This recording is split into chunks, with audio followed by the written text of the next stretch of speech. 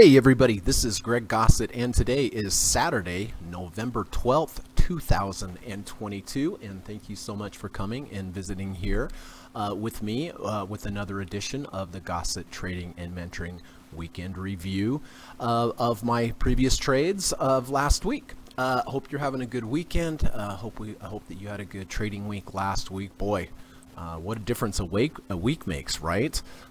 We finally got some big bullish move up, and it was great to see, and a nice relief for some of the bulls. And we have a lot to go over today, and I hope this is going to be a good podcast.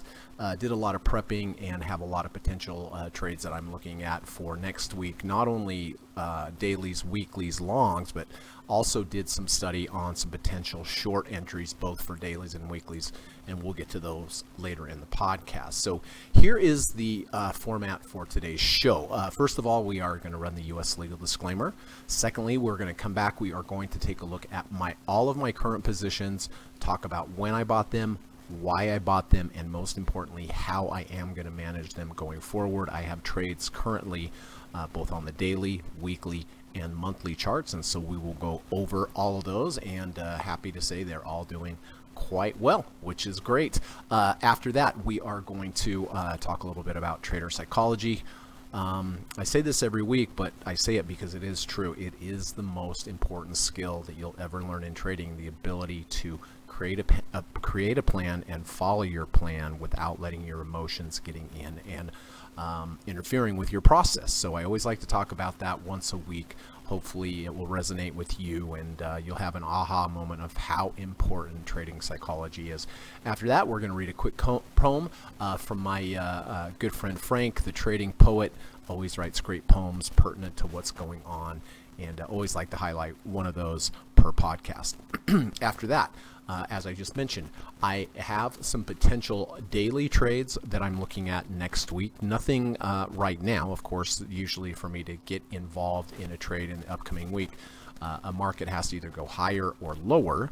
And so I have gone through, have identified some decent not day trades, but swing trades on the daily time frame, and give you an idea of what I'm looking at and what I'm waiting for, either to the upside or the downside.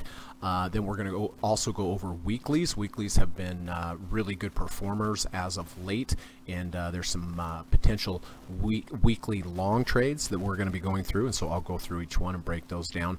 But I also have some potential daily shorts that I'm going to go through, and also some potential weekly shorts. So I have a lot of potential entries, both long and short, on both the daily and the weekly time frames that I'm going to be going over. You know, after this rally, when I woke up this morning and I was prepping for the show, it stood out to me how many potential shorts there are. Now, we have to be careful, right? I mean, when the CPI number came out on Thursday and it was lower than people expected, of course, that's where we got the big rally. And happy to say I did anticipate that. You know, I was discussing this with Ava today, and some of my other friends today as well. But my big prize was, you know, what was it back on the first CPI report? What was that? That was back on October 13th. I was fairly certain that was the low, and I had some people bet me some steak dinners. They thought it wasn't the low. I said, I think it is the low, because we had this horrible CPI number, very hot CPI number, and we rallied. And what does that really tell you? You know, it's very important. If you read Market Wizards or you listen to interviews from top traders in the world, they'll tell you how important it is. Price action is based upon news, and if you have what is seemingly bad news and the market rallies strong on that, that is really telling you something. If you have great news and the market moves down on that, that is really telling you something. So, you know, I've had people say, well, it's going to take a while for the Fed to get down to 2%, and so the market's in jeopardy. And I was like, yeah, I get it, but yes, it is going to take a while for inflation to come down, if it ever does, right? But the market's different. The market's looking for peak inflation. And my consensus was back on the 13th of October that was the low, because we rallied on such bad news, and that the interest rates that have been piling up from the Fed over the last year, they were going to take hold more and more and be felt through the economy. So I was pretty confident that the CPI number last Thursday, was going to be lower. And so far, the September number has been the highest, and therefore, so far, the peak inflation number, and that marked the precise low of the market. So what the market's looking for, what is peak inflation, and that is going to be the low. And so far, right, it could change in the future. So far, that has been the low. Now we're a little extended. We are a little extended. And as I said, as I went through the charts, I kept looking at, boy, this is extended. Boy, this is at resistance, this and this and that. And, in addition to that, on Friday, yes, we had another big update, but the volume was really, really low. So I could be wrong, of course, but I personally think that the momentum is to the upside, although I wouldn't be surprised to have a little bit of pullback and a little bit of backfill this week. And anyway, I'll go through all that. So let's get started. Let me run the U.S. legal disclaimer quickly, and I'll be back in 40 seconds. Hang tight, and we'll get to it. Thank you.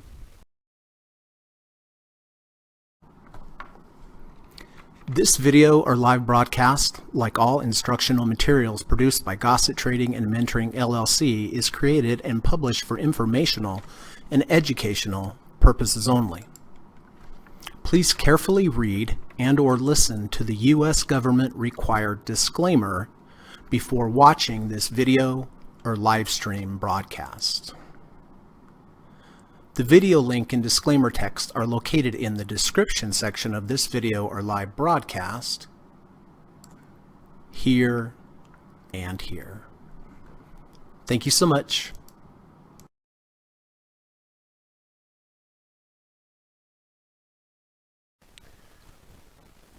Okay, everybody. Well, let's start out with current positions, what I did this week. Boy, have you ever had a trade that you made money on, but you felt like you lost money on? That would be AMD for me. I mean, I'm grateful that I took the trade.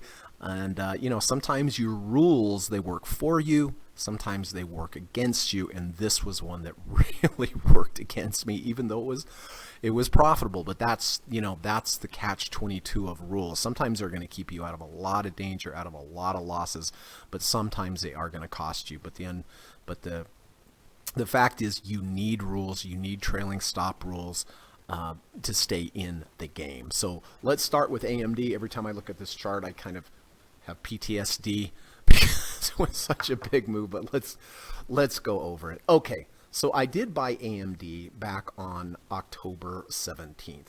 Very simple entry signal. We had a close below the 30 RSI, and then on the 17th, we had a close above. So I got long at 57.71. I always have two stops whenever I enter a trade. First of all, I have an emergency stop, which is always the value of 2 ATRs below my entry. And as I get into some of the new entries that I took this week, I will go through that in detail of how I do that and what the math is. But then I also have an end of day stop. So first of all, I have my emergency stop, which is 2 ATRs below my entry, and then I have my end of day stop, which essentially negates the reason I took the trade in the first place, up to a certain point. So under 30, over 30 was my entry, entered at 57.71. End of day stop is going to be a close back below 30, and then of course the emergency stop. Now here I have my 1.5 ATR trailing stop level. That's always 1.5 ATRs above my entry, and when I get to that level, then my trailing stop rules go into place. So took the trade at 57.71. Kind of moved sideways, but held the 30 RSI, which I was looking for. And then here on the 25th of October, I got to my trailing stop level. So if I get to my trailing stop level, and then if I have a close below a previous day's bar, then I sell half the position, right? So it did hit my trailing stop level here on the 25th. And then on the 27th, I had a close below the previous day's low, and I had to get out of half the position for a, what does that say? 1.66% gain. And then it kept moving sideways, moving sideways. Of course, I always take partial profits if it goes my way, 10% if it ever moves 0.45 ATRs from my entry. So there were some times where it moved up here, took some off the table, came back down. But then here on the 9th, we went above 50 RSI and then closed below 50 RSI. And if I ever take an under 30 over 30, I have 3 reasons to get out with my trailing stop. One, if I get to my trailing stop level and then I have to close below the previous day's low. If I reject the 50 RSI because on the 8th I was above 50 and then closed below 50, and that got me out of the trade. And then the third one is if I ever reject the 50 SMA, and that never came into play. So on the 9th, it did. On the 8th, it closed above 50 RSI and then closed below 50 RSI, and I had to exit the second half of my position for a 3.69% gain. Not too shabby, right? But then, of course, I watched in horror as Thursday and Friday just went racing up. But it's fine because I had other positions. And, as I go through here, and I've started to mention this in each podcast, I have a lot of rules, right? I need rules in trading to keep me centered and balanced, and I need it, right? I really do need those rules. And so depending on what strategy I use, I have rules. So during this podcast, I'm going to show you what I'm doing. It may be a little confusing, like why is he using that rule and why is he using that rule? Well, that's just how I trade. I spend most of my time working on trailing stops and how to get out of a position, not so much how to get in a position, although that is important. But in my 28 years of experience, getting out of a position, managing trades, is the most important. So I'm saying all this because I do teach private one-on-one lessons in the evening time via Skype. I love to teach. I'm teaching a bunch of students right now.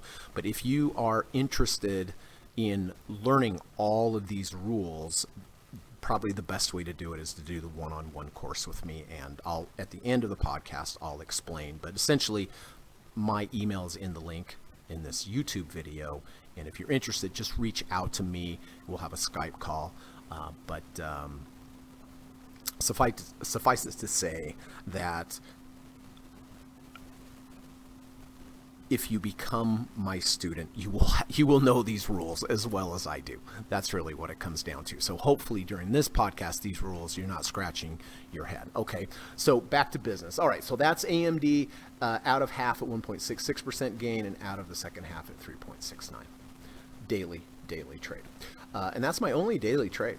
Weekly trade. All right, let's get to the weeklies. And here is IWM. Well, I bought IWM. Been a great trade. Bought that at the end of the week on the 14th of October.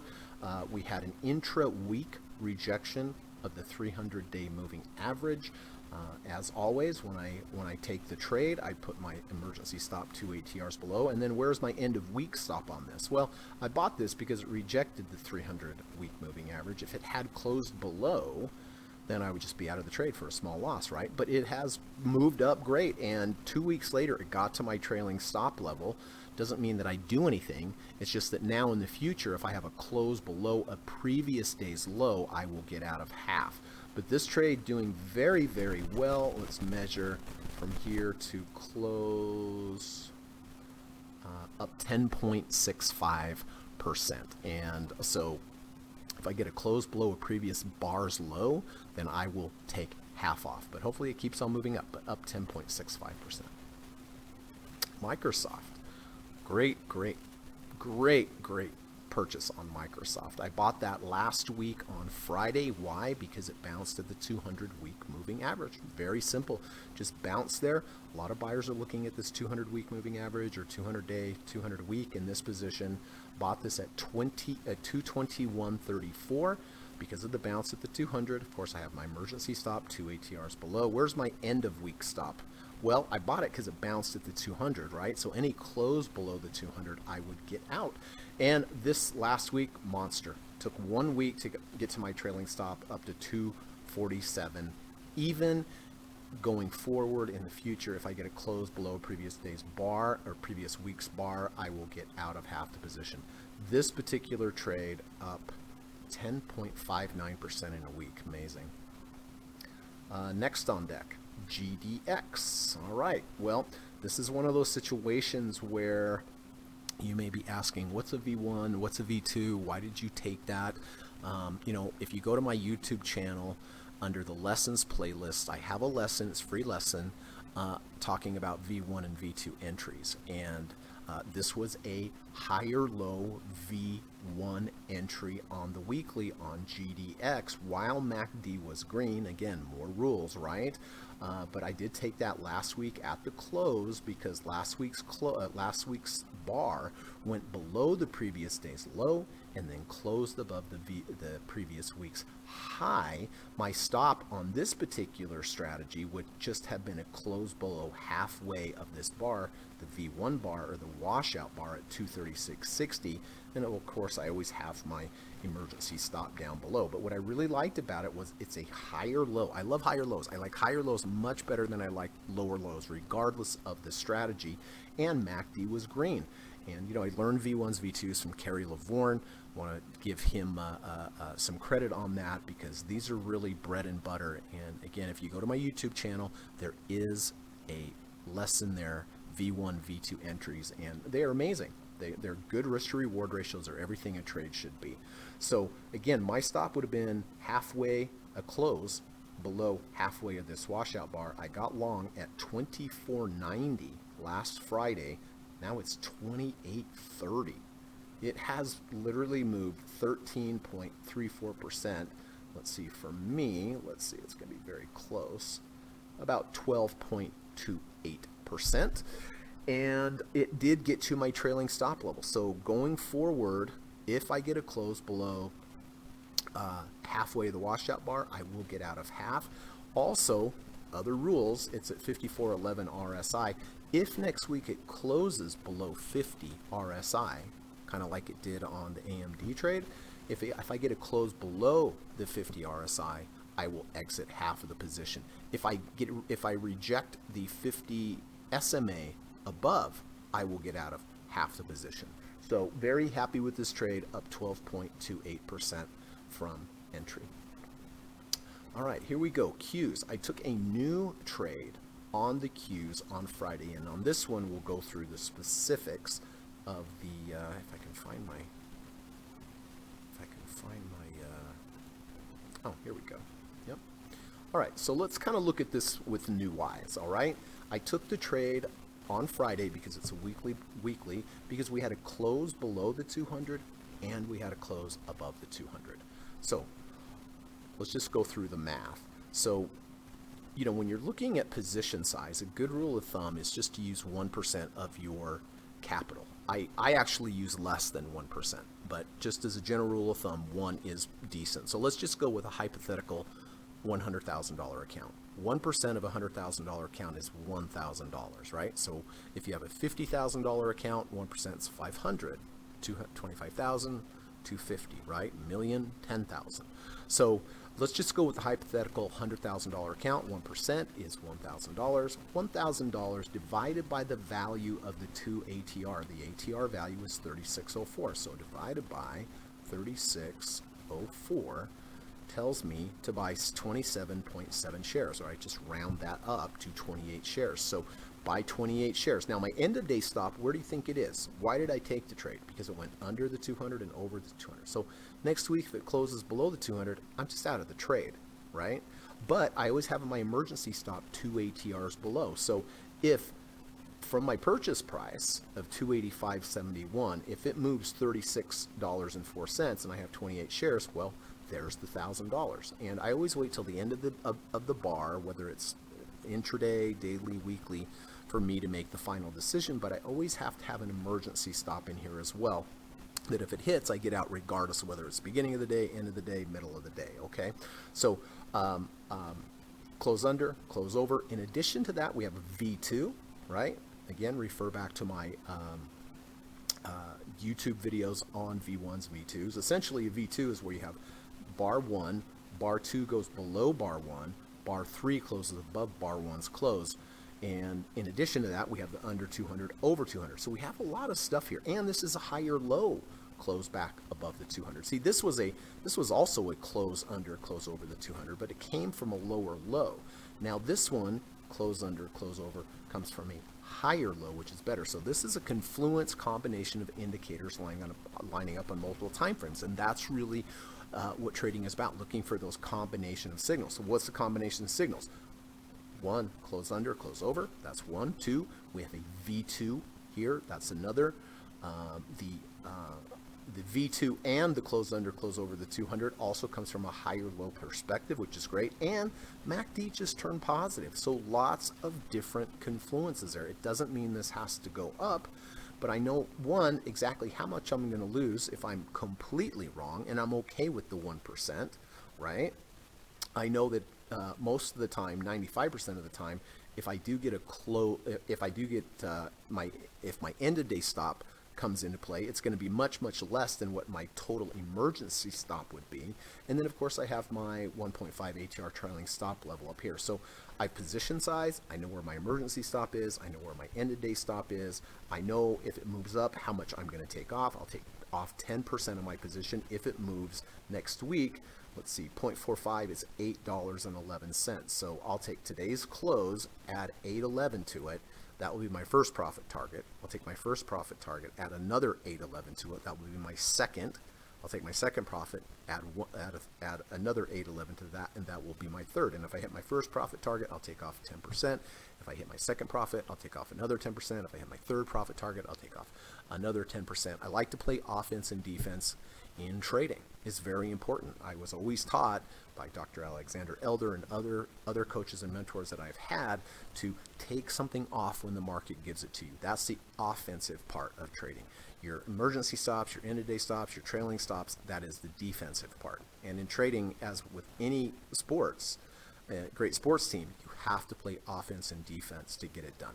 So anyway, this is the trade on QQQ on the weekly, and we'll see what happens. But I like it, and as long as it holds above this 200, I am going to be staying in.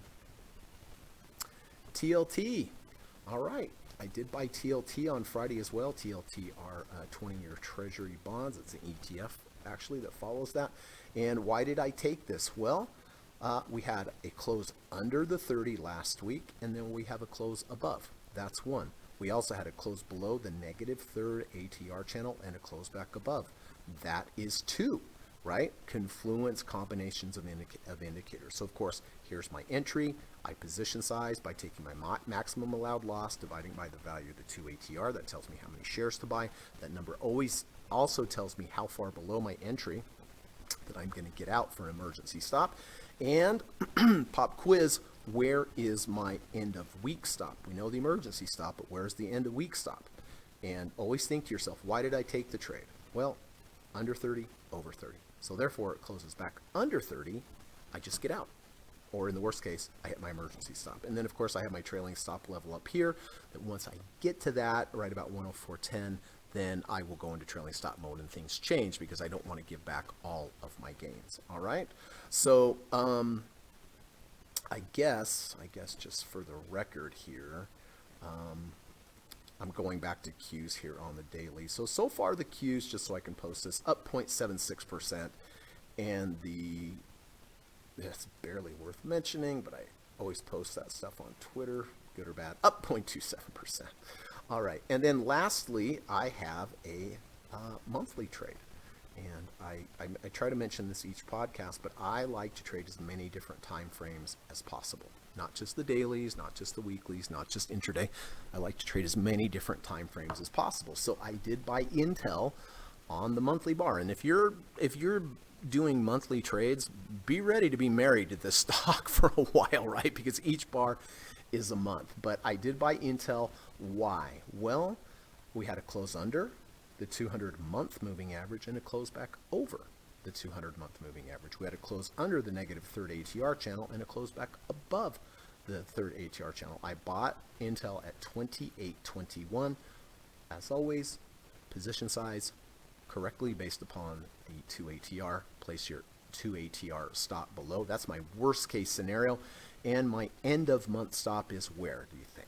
It's a close below the 200-month moving average, because that is why I took the trade in the first place, right? If it undoes why you took the trade in the first place, then I just get out, right? Everyone, I get asked this all the time. Well, so you're going to lose $1,000 on this trade, or you're willing to lose, go all the way down to the 2 ATR? emergency stop? And I say, yes, but it doesn't happen very often. That's the worst case scenario, right? Best case scenario for a loss is just a small loss with the close under the 200. So anyway, this particular trade on Intel is currently up 7.79%. So really, really good trades. Very grateful and thankful for that. So I think that's all of the current positions. And I believe that's true. Let's see, one more chance. Yeah, that's it. That's it. All right, let's talk a little bit about trader psychology before we start looking at things for next week, potential trades for next week. Really like this. This is by Marty Schwartz. Marty Schwartz was featured in Market Wizards, and you will never be more objective than before you execute a trade. Does that make sense? You're the most objective when you don't have the trade on. Once you are in the trade, however, emotions take over. So your plan must be in place beforehand. Sounds reasonable, right? But it's so true. The second you put on the trade, all of a sudden, your emotions and your mind can play tricks with you, because now you have a dog in the fight. I hate that, because it seems like dog fighting, and I absolutely disgusted by that, but I guess it's just an old saying of me growing up, right? But you have skin in the game. That's better, right? You have skin in the game. So what Marty here is saying is that before you enter the trade, make sure you know your plan. Just like I showed you my plan on the trades that I have. Position size, know where my emergency stop is, know where my end of day stop is, know where my trailing stop levels are, know where my intraday profit targets are, right? Because how many times have you been in a trade where you're like, oh, well, I could change things around? That's just your emotions talking to you. But when you're not in a trade, you're going to be the most objective. And the key is following the plan that you prepared before you were in the trade, because that is an objective plan. But once you get into the trade, then your mind can play tricks with you. But this is some of the best information and advice I could ever relay back to you. You will never be more objective than before you execute a trade. Once you are in a trade, emotions take over, so your plan must be in place beforehand. Get yourself a good trading plan based upon good trading principles, and then the key, enter your trade and then follow the plan that you put together before you were in the trade. So thank you very much, Marty Schwartz. Appreciate that, and I hope that's helpful. And then real quick, let's do a trading poem by my good friend Frank. You can follow Frank on Twitter at FrankOD. It's a great follow. He's a great trader, great journalist, great poet, great musician, just all around great guy, and I love his poems. Let's see what Frank has to say today. A comeback isn't easy when trades get off track. Good luck trying to pick up the slack. Dodging those potholes takes skill and tact. It takes a disciplined trader to watch their own back. Isn't that so true? A comeback isn't easy when trades get off track. Really true. Very difficult. Good luck trying to pick up the slack. Dodging those potholes takes skill and tact. It takes a disciplined trader to watch their own back. And this just goes back to what I've been talking about in trader psychology. Get yourself a plan, put it together, position size correctly, and follow that plan that you made before you were in the trade. And please follow Frank at FrankOD over on Twitter.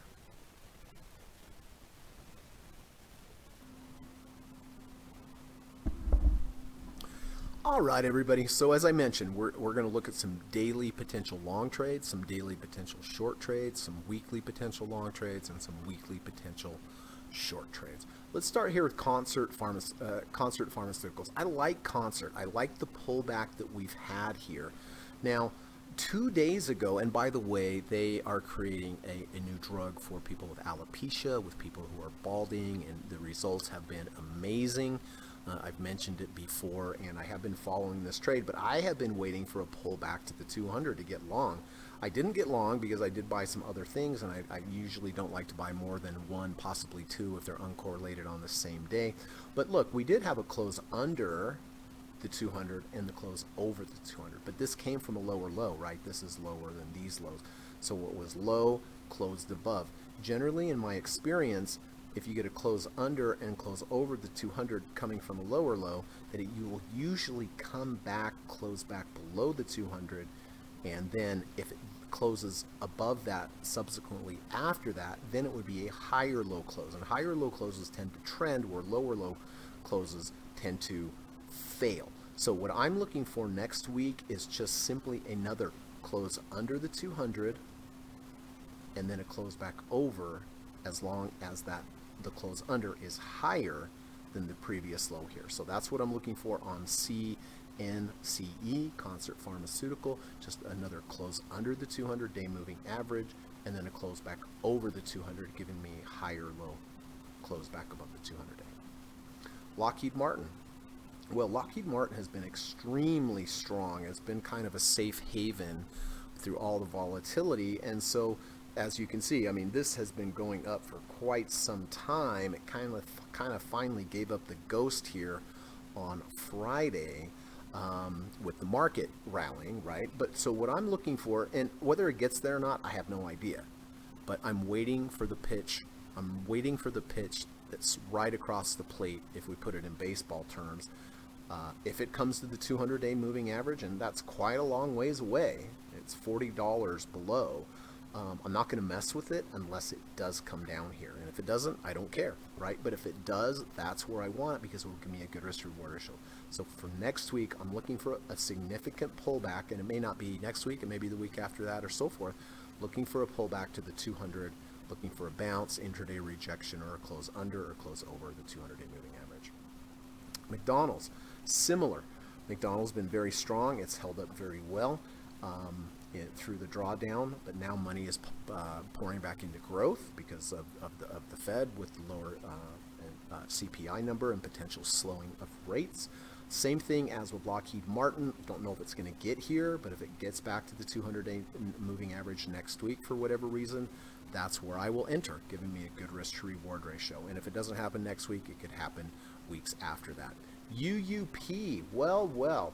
You know, I highlighted this in recent podcast about this island reversal bar up here. Island reversal to the downside means you have a gap up on the left, and you have a gap up on the left and a gap down on the right. You see how it's kind of hanging up here by itself? It's also called an abandoned baby, right? Which is very bearish, and true to form, look what happened. However, I see the 200-day moving average down here on UUP.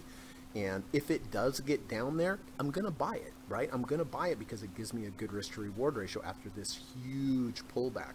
If it does get down here, please keep in mind that if the dollar does bounce, most likely the market will go back down, right? So I like to look at bonds. I like to look at the US dollar as indicators to help me give me an idea where the market is going, whether up or down. So the dollar, huge sell-off here, but there is a level that I'm interested in next week, the 200. Can it get there? It certainly could. It's only 64 cents below, but I would be looking for the dollar to get down there. And if the dollar does get down there, then that's probably a decent time to think about maybe taking off some longs on your equity positions, or at least that's how I'm thinking about it.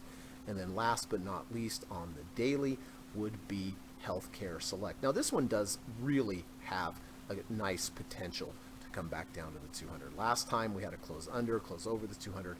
Definitely some room there for a nice trade.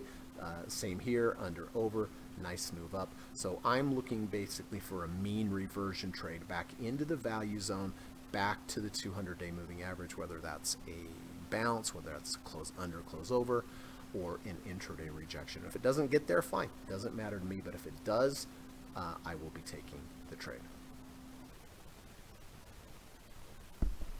Okay, those were the daily longs. Let's get to the daily shorts. Now, I think there's definitely some shorting opportunity this week. And as I mentioned at the beginning of the podcast or during the podcast, it's really important to look for confluences, a combination of indicators on multiple time frames. And GLD is one of these that really lines up nicely. Actually, most of the potential shorts that I'm going to show you are lining up. That's why I picked them, right, on multiple time frames. So gold has been super duper strong. super boogler strong, right? Just straight up in a straight line. Well, what do you think I'm looking at? I'm looking at the 200 day moving average as a potential to short. It still has a way to go. I mean, that's up at 167.90. We're at 165. It's 164.55. So is it going to get there? I don't know. But if it does, I am definitely going to short it there because, I drew the line here to show you on the weekly. Okay, here's the 200 at 169.90. Let's switch over to the higher time frame, which is the weekly. And where does that 200 day moving average line up on the weekly? Well, it lines up right underneath a confluence of the 50 week and the 100 week moving average. So I like to look for those confluences on multiple time frames. So the daily, one more time, the 200 is where I'm looking to short either a close over, close under, some kind of intraday rejection of the 200 to the upside or a bounce and then move back down. That's would be my short position.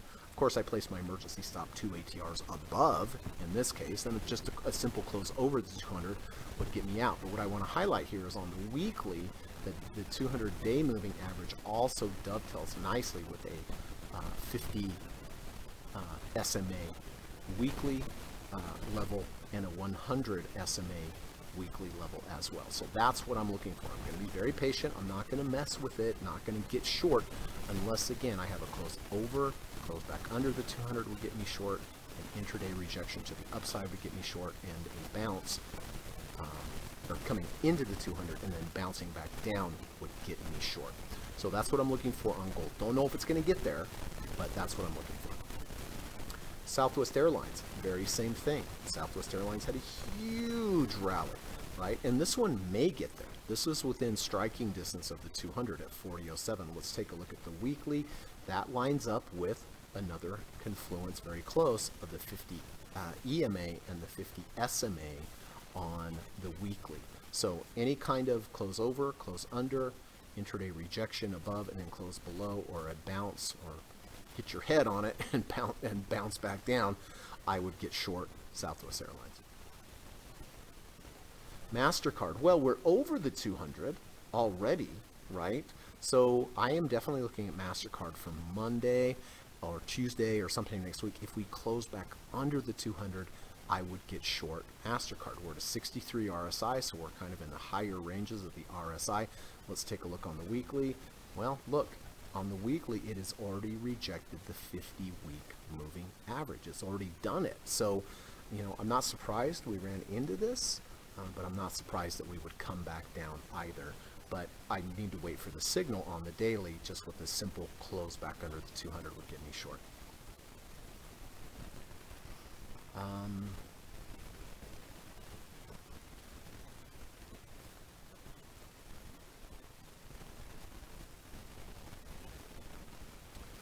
Meta. Well, Meta, I would like to get short, but I'm going to be patient with it. You see the downward sloping 50-day moving average here, the SMA? If it gets up to 131, it's 113, so I don't know if it's going to get there, but we have this huge gap. If this gap fills, I would be interested because here we have an order block. Order block is taught by ICT Mentoring on YouTube. Would highly recommend you taking a look at that. But an order block is basically the highest high before a structure change breaks. Well, this is the high, and the low of the bar is the low of the order block, and that dovetails perfectly with the downward sloping 50. So, and then would just give me a simple risk to reward of the 50 with a close above the 50 would just get me out of the trade. So I really like this. So essentially, it dovetails with the bottom of the order block, some kind of close above the 50, close below, or an intraday rejection or a bounce off of the 200, the 50 SMA above would be the signal for me to get short. Nike. Okay, well, Nike, huge move up. My gosh, it was up 6%. Just 6.63% just on Friday. Well, what am I looking for? Again, it's not really within range, but sometime during the week, it could get to the 200 week and look for the rejection, right? Also, we have resistance of this previous high over here, which will come into play. And let's look at the weekly.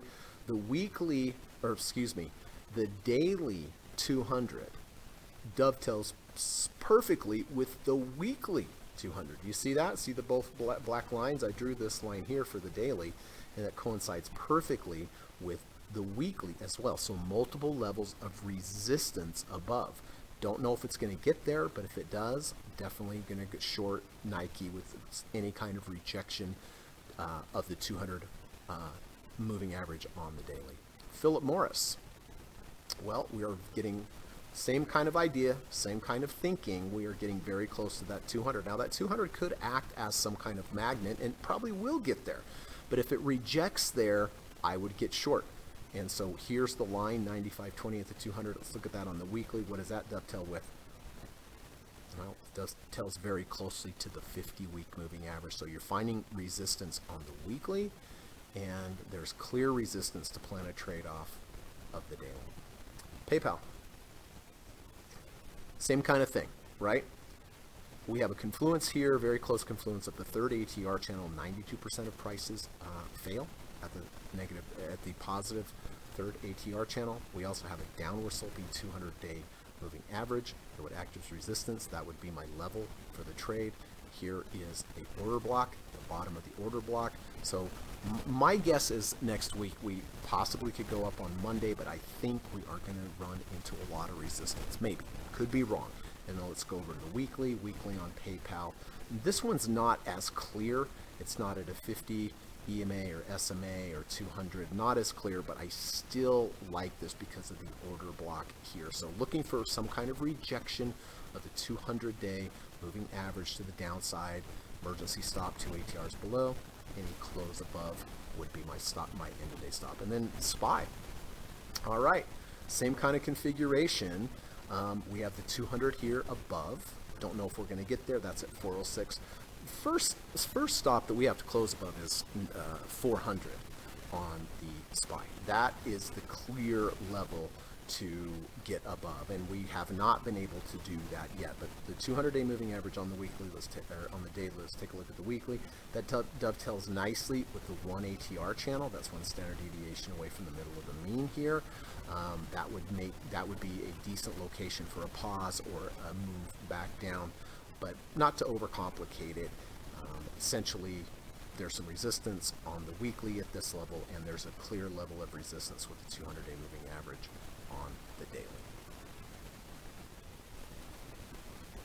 Okay, now we're going to switch over to weekly long trades. Keep in mind, weekly long trades, the weekly bar closes on a Friday. That is when I would be looking to enter these trades. So on weekly trades, nothing for me to do until Friday to see.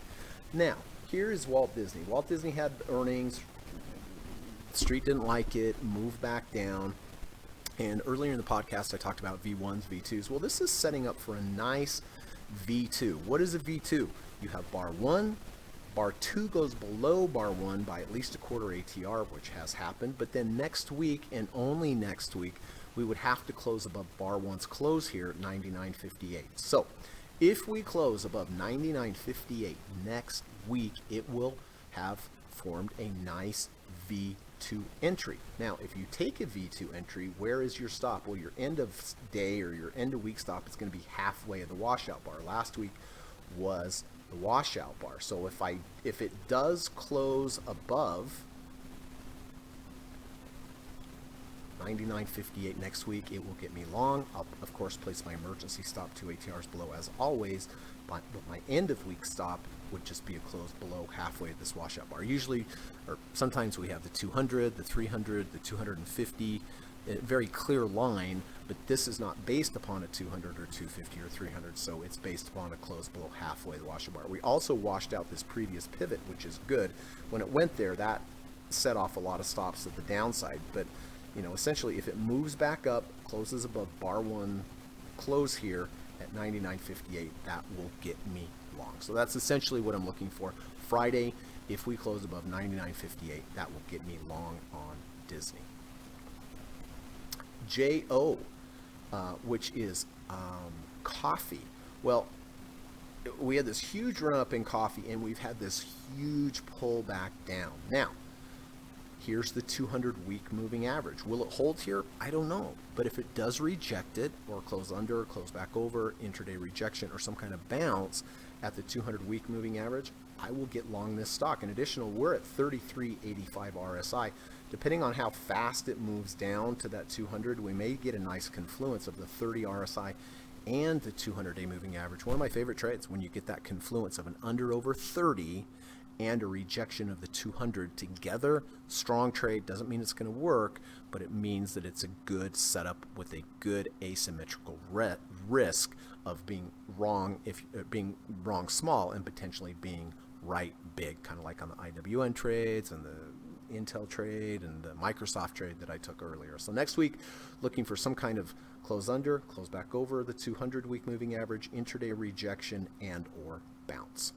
Lift. Back to V1s, V2s. Well, here we go. Same as with Disney, we have 2 bars out of 3 for a V2. Bar 1, bar 2. Bar 2 goes below bar 1's low. If bar 3 next week, next Friday, closes above bar 1's close, which is 1374, it will get me long. And of course, I will have to use the halfway of the washout bar as my stop. So just to make it simple, next week, if lift closes above 1374, I will get long. In addition to that, we have a double bottom bullish divergence. Here's the low, deep red, we rally into green. Now we went lower than this low, and there's no red, there's only green. This is called a double bottom bullish divergent missing right shoulder. Learned this from Dr. Alexander Elder. And as a matter of fact, a lot of the trades that I took over the last couple weeks had double bottoms bullish divergences. It just basically means the second move down, even though it looks significant from a MACD perspective, it is running out of momentum, and therefore the implication is it will go back up. So one more time, if it forms a V2 next week on Friday, or in other words, the close above 1374, get me long. NVIDIA. Well, NVIDIA, this would have been a great trade with just the close under, close over, right? But this one, I'm not going to chase here. We're coming into some gaps over here to the left. Nothing to buy. I'm not going to count on momentum continuing to take us up, which it might. But this is a very strong trade. It changed market structure here by taking out this pivot. If this happens, I don't know if it will. It's probably not likely, but I do expect a little bit of a pullback. If we were to come back next week, bounce at the 200, it would definitely get me long, right? Close under, close back over, intraday rejection or a bounce would get me long. I don't think that's going to happen, but if it does, then it would give me a higher low entry at the 200, even though this was a lower low. But this lower low worked, but they don't usually work as often. The higher lows are much better, so just looking for a pullback to the 200 on the weekly. Tesla. Well, Tesla has been a bad boy, but my apologies to everyone out there that owns Tesla long, but I am hoping Tesla gets down to the 200-week moving average. It would be an excellent place to buy Tesla. It doesn't mean the trade would work, but my gosh, it would be an excellent place. We're down near, if it does get down there, it would be around the negative third ATR channel. 92% of prices will stop going down with the negative third ATR channel, move sideways or bounce and go back up. So this is probably, out of all the trades I'm looking at, the one that I really hope gets down here to 155. It's 195. Don't know if it will, but if it does, I will definitely be buying with a close under 200, over 200, intraday or intra-week rejection of the 200 or a bounce. And that is what I'm looking for on Tesla. VIX. Well, interestingly enough, and if you look back, VIX has been going down. But the market's been going down. Usually the market goes up, VIX goes down. Market goes down, VIX goes up. These indicators like bonds, like the dollar, the VIX, they really tell you something about the market. And the VIX knew. The VIX knew that we were not going lower, because this should have been going up when the market was going down, but it was going down, indicating that there's probably things are not as bad in the market as we seem. I know all the headlines were horrible, all this buildup, all this drama, but if you go back in time in the market, you're always better off buying when people are scared and selling when people are euphoric. And so if we go here to VIX, right now, look, we have a double bottom bullish divergence. We had this low here with this deep red MACD bars. We rallied a bit with some green, and then we came back, made a lower low. This is less deep than this over here. So that's why I'm looking at VIX. It's 33.67. It's not ready yet. But what I'm looking for on the VIX is an under 30, over 30, just like I would on any other market to get long VIX. And if we do go under 30, back over 30, I'm happy to get long VIX, especially in context of all the possible short positions that I showed you in the market. And if we do have a big break and come back down, VIX will probably go up. So it's not ready to go yet. I need an under 30, over 30 on VIX, but that's what I'm looking for. And then last but not least, on the weekly longs, XLU. Okay, this is utility sector. We had a close under 200, over 200. Would have worked out great, but similar to, what was it, the one I was just looking at, NVIDIA, all I'm looking for on XLU is just a pullback to the 200, close under, close over, rejection or bounce that would be higher than this first low. That would give me a good risk reward ratio. So essentially what I'm saying here on the long side is we've had a huge move up. There's a lot of resistance above in multiple areas, order blocks, moving averages, so forth and so on. So I do anticipate a bit of a pullback. Not a market crash, not we're going to new lows, definitely not. But I'm expecting some profit taking, which would be normal after such a big week. And each week kind of has its own personality. Next week may have the personality of going down. Maybe. I could be wrong. Could go straight up.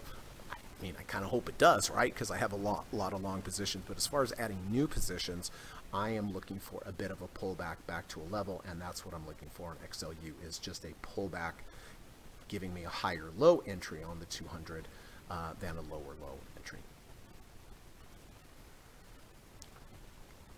Okay, last but not least, I have a couple potential shorts on the weekly. This is Etsy, ETSY. Had a nice V2 here. No, sorry, it was a V1. And the V1 worked. Bar 1, bar 2 goes below bar 1, closes above bar 1's close. And boy, should have taken that because it rock and rolled and it was really up. I am looking for next Friday some kind of rejection of this 200-week moving average. And look at the confluence, what we have here. We have 200-week, we have 50 EMA, we have 50 SMA, right? We have top of the order block. So this is what I'm looking for. Again, not taking it now, but if I get a close over 200, close back under, that would be one signal. If I got a rejection of the 200, that would be another signal, or a bounce off the bottom of that back to the downside. And so this is the weekly. Let's look at the monthly for the higher time frame. Well, not perfect, but there is a lot of confluence here. 50, -1 ATR channel that's happening here. Would not be surprised at all to see Etsy have a move back down, but again, I have to wait for rejection of the 200. And again, if you're shorting, you have to position size the same way, right? Take your maximum allowed loss divided by the 2 ATR, put your emergency stop 2 ATRs above, because this is a short, and then if I get a close above my line in the sand or my level, the 200, then I would just get out for a small loss. And then last but not least, XLRE. Big move off the bottom, but look, we're coming up into the resistance of the 200-week moving average and the 20 EMA in the same area. And let's transpose this 200, which is about 39.40, back over onto the monthly. The monthly has, right now at this moment, here's the 5 EMA. It's stuck in there, and it also has the -1 ATR channel above it as resistance. So there's resistance on the higher time frame, right? If you're trading daily, you look for the weekly for the higher time frame. If you're trading weekly, you look for the monthly. In the monthly, we are running into some resistance. In addition to halfway of this big down bar, from the Fibonacci standpoint, we are running right into halfway. That alone is going to be some inherent resistance, in addition to the 5 EMA and the -1 ATR channel above. And then if we go back to the smaller time frame, which is the weekly, the 200 is just by itself is going to act as some resistance. So that's what I'm looking for on the daily longs, daily shorts, weekly longs, and weekly shorts. So I know this has been kind of a long podcast here. I don't usually talk a lot about shorts, but in this situation, I do think there is some opportunity there. And, as I mentioned at the beginning of the channel, lots of rules here may seem confusing. I hope it's not. I mean, some things I think are pretty self-evident. But if you do want to learn to trade like I do, and I do trade 5 different trading approaches, and they all have different rules. But if you would like to study with me, I think the best way to learn anything is from a mentor or a teacher or a coach that has been in the business a long time like I have, and to do it one-on-one. I mean, if you could hire Michael Jordan, not putting myself in the league of Michael Jordan at all, right? But I'm just saying, if you could hire someone in basketball, it'd be pretty cool to have Michael Jordan as your coach, right? Again, that was a bad example, because I'm not trying to compare myself to that. I'm just saying, it's best to have someone one-on-one. Whether it's guitar, basketball, trading, anything like that, because you get full attention, and that's what I do. And it's very important to me that my students succeed. And if you take my course with me, if you take the one-on-one course with me, I will not let you go until you know all these rules perfectly. And we do a lot of simulation trades. It's a great course. I taught so many people around the world, and some of them have become such great traders. And I hope to do the same for you. So if you're interested, reach out to me. My email is in the link of this description. Just send me a quick email and say, hey, Greg, I'm potentially interested in taking your course. I will reply and say, hey, great, thanks for saying hi. Let's do a Skype call. Skype call is free. It's not a sales call. I promise you, it is not a sales call. I just want to touch base with you, learn more about you, your trading, your challenges, your goals in trading.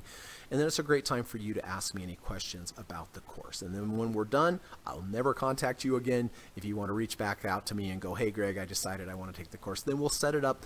And the course does cost $1,750. There's 15 hours of instruction. Each session is 3 hours. We do 5 sessions, and it's worth every penny. You're going to come away knowing a lot about trading and the proper way to trade. So if you're interested, please send me an email and we'll get that process started.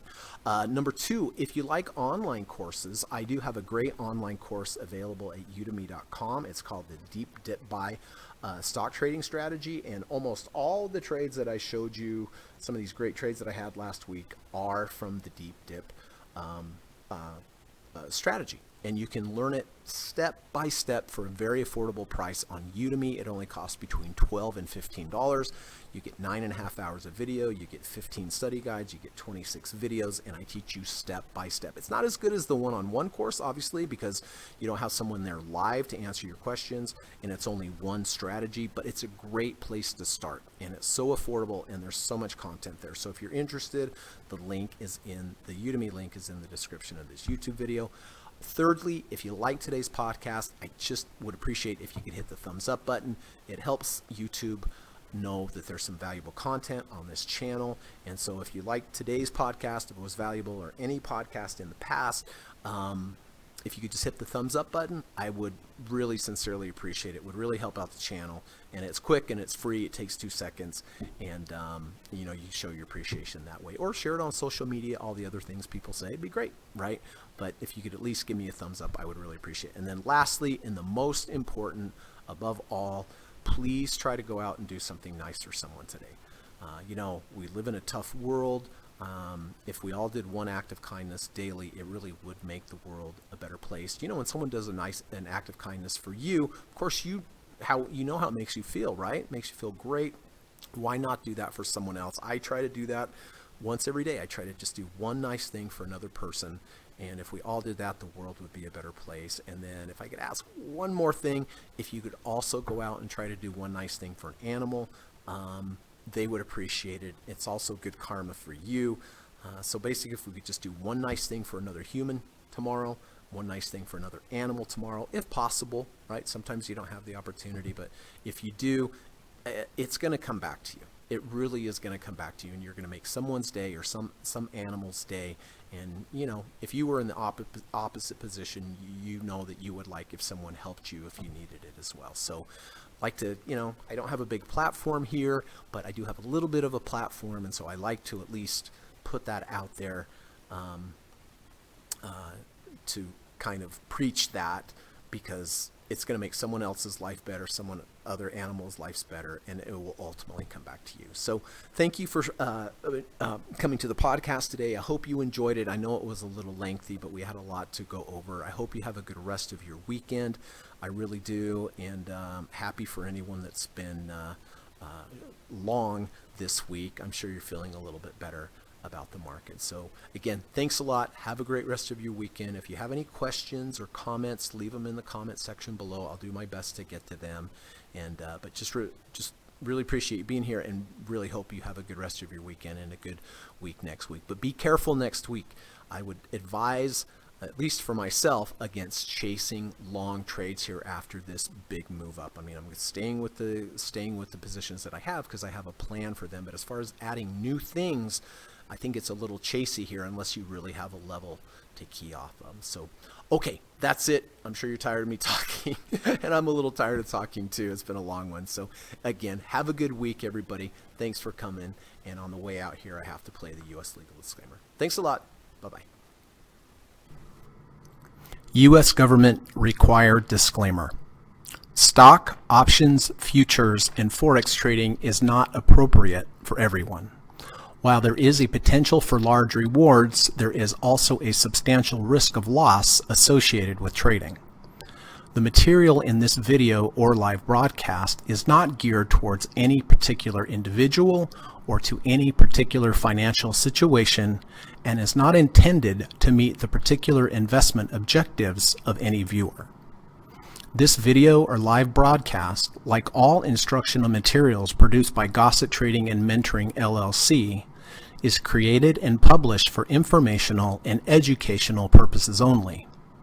Any and all information contained in, implied, or referenced by this video or live broadcast is not to be construed as investment advice, and no representation is made that any individual or entity involved in production of this video or live broadcast is an investment or financial advisor or is registered or authorized to give any financial advice.